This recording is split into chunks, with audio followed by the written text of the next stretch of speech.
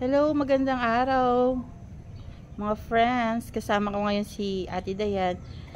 Nalimutan niyo na ba ako? Ako si Lijo. Nagbabalik siya, guys.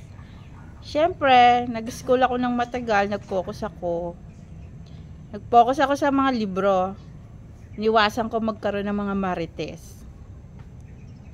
Kaya, Hulog. Gulat ko. kaya ayan, guys, nakasalamin na siya kasi sobrang genius na niya. Yes. Meron siyang malaking project, guys, pero surprise na lang yan. Meron siyang malaking project na pinag-aralan. Yun yung pinag-aralan niya. Yes. Pero surprise pa yun. Ano bang English? Sometimes, When we touch. Someday, Raka my baby. magugulat na lang kayo, guys, dahil yung project niya is big project.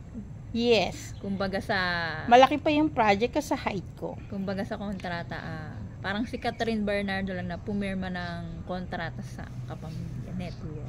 Ibig sabihin ako si Daniel Padilla.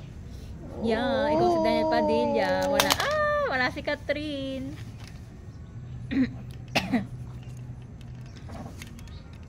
Nag-disappear? Ibig sabihin, kailangan mo na mag-diet. Mabigat ka na. Oo nga eh. Natumba kasi yung inuupuan ko, guys. Pasensya na. Diet din kasi pag may time. Oo, nagda-diet naman ako. Mas mataba ka nga kaysa sa akin. Tignan mo.